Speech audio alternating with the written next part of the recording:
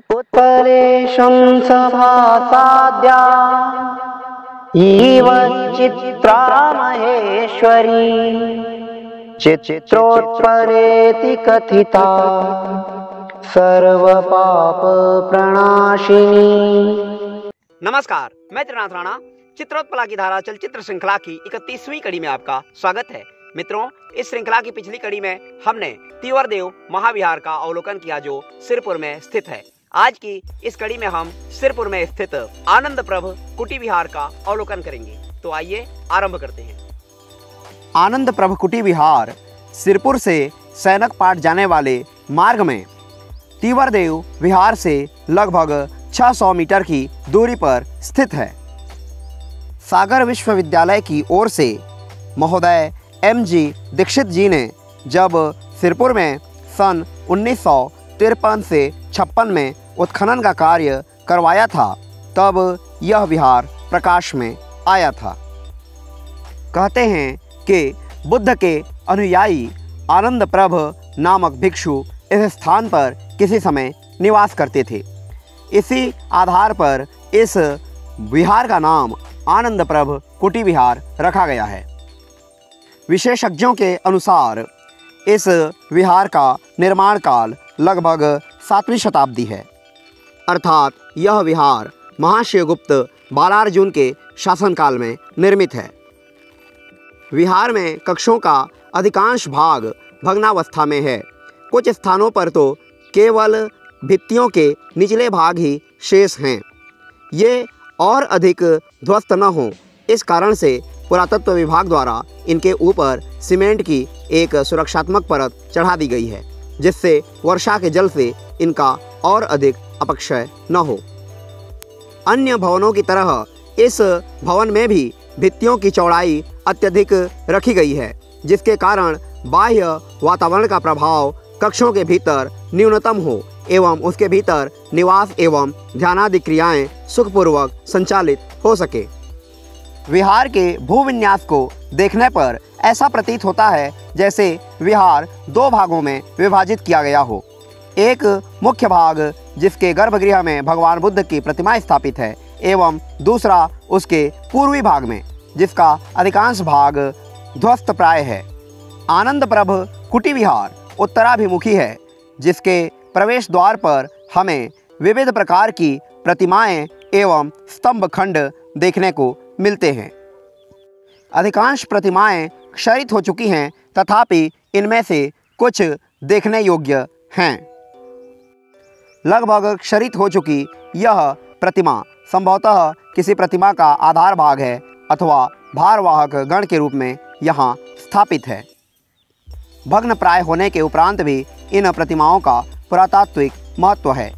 इस प्रतिमा के पार्श्व में ही एक द्वारपाल की प्रतिमा का निचला भाग हमें दृष्टिगोचर होता है। इनके पार्श्व में एक और प्रतिमा स्थापित है। कुछ लोग इन्हें भारवाहक गण की प्रतिमा कहते हैं, परंतु प्रायः भारवाहक गणों की प्रतिमाएं ऊर्ध्वहस्त होती हैं।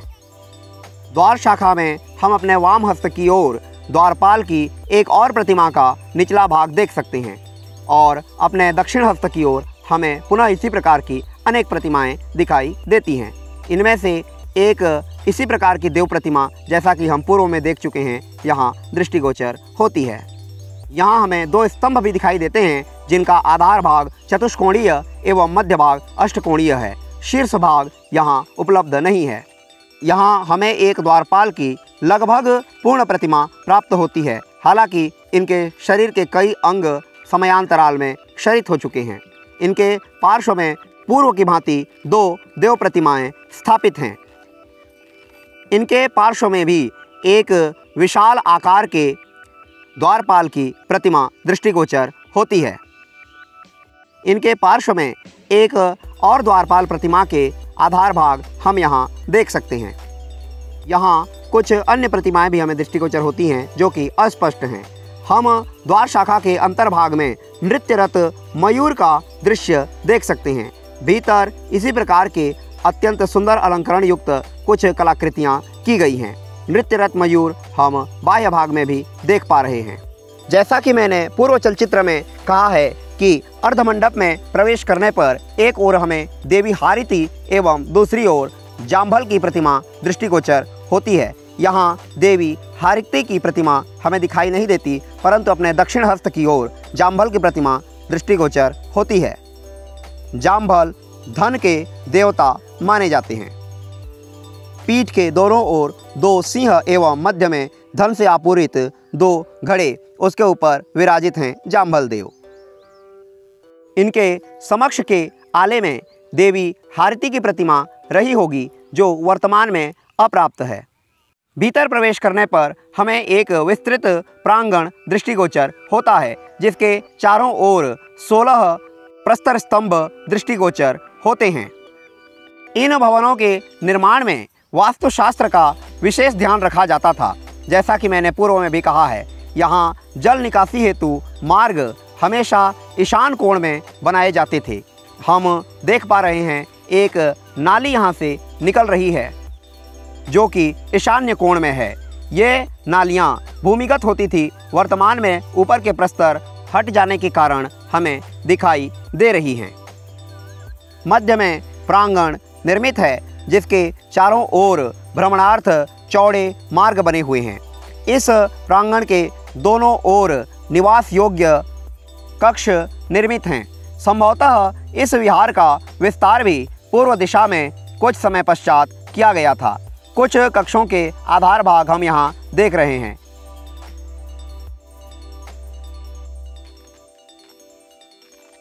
ये सोपान इस बात को प्रमाणित करते हैं कि यह विहार संभवतः बहुमंजिला था। कम से कम 2 मंजिला तो अवश्य था। भवन की भित्तियां अत्यधिक चौड़ी बनाई गई हैं, जिससे ये बहुमंजिली इमारत का बोझ सह सकें। इसके अतिरिक्त वायव्य कोण में हमें प्राप्त ये सोपान इस बात का संकेत देते हैं कि यह भवन 2 मंजिला था। इन सोपानों के पार्श्व में ही कुछ विशेष संरचनाएं हमें देखने को मिलती हैं। इनके पार्श्व में जो कक्ष है, कुछ जानकार इसे मठाधीश का कक्ष कहते हैं। इसके भीतर प्रवेश करने पर भीतर से द्वार को बंद करने हेतु 2 खांचे बने हुए हैं, जिसमें लकड़ी डालकर द्वार को बंद किया जा सकता था। इसके पार्श्व में ही विशेष परिस्थिति में बाहर निकलने हेतु गुप्त मार्ग भी बना हुआ है। यह मार्ग आगे सोपानों तक जाता है। पश्चिमी भाग के कमरे अपेक्षाकृत अधिक सुरक्षित अवस्था में हैं। विहार के दक्षिणी भाग में उत्तराभिमुखी 5 कक्ष निर्मित हैं, जिनमें से 4 कक्ष रिक्त हैं। मध्य के कक्ष में हम द्वार के समीप ही नदी देवी के दर्शन कर सकते हैं। दक्षिण हस्त की ओर केवल आधार भाग हमें दिखाई देता है, जो लेटेराइट प्रस्तर से निर्मित है। यह भाग रिक्त है। हम अपने वाम हस्त की ओर नदी देवी मकरवाहिनी के दर्शन कर सकते हैं। कक्ष के भीतर हम एक और अवलोकितेश्वर पद्मपाणि की प्रतिमा देख सकते हैं। कक्ष में बुद्ध की एक विशाल प्रतिमा स्थापित है। प्रतिमा खंडित अवस्था में प्राप्त हुई थी, जिसे बाद में जोड़ने का प्रयास किया गया है। नीचे पीठ पर सिंह दर्शाए गए हैं। बुद्ध की यह प्रतिमा भूमि स्पर्श मुद्रा में प्राप्त हुई है और बालुकाश्म से निर्मित है। इस विहार के स्तंभ भी जीवाश्म प्रस्तर से निर्मित हैं। इनके आधार भाग लेटेराइट प्रस्तर से निर्मित है और यहाँ चूना पत्थरों का भी प्रयोग किया गया है। इस विहार के विभिन्न भागों में हमें सिरदल के अन्य भाग व द्वार शाखा के कुछ भाग यत्र तत्र प्राप्त होते हैं। द्वार शाखा के निकट यह सिरदल का भाग रखा हुआ है। यहीं पर एक वट वृक्ष के नीचे कुछ अलंकृत वास्तुखंड भी हमें दृष्टिगोचर होते हैं। अत्यधिक खंडित अवस्था में होने के कारण इन्हें यहाँ यथास्थिति छोड़ दिया गया है। इस प्रकार आज के इस चलचित्र में हमने आनंदप्रभ कुटी विहार का अवलोकन किया। आगामी चलचित्र में हम स्वास्तिक विहार एवं पद्मपाणि विहार का अवलोकन करेंगे। तो बने रहिए हमारे साथ। वीडियो को देखने के लिए आपका बहुत बहुत धन्यवाद।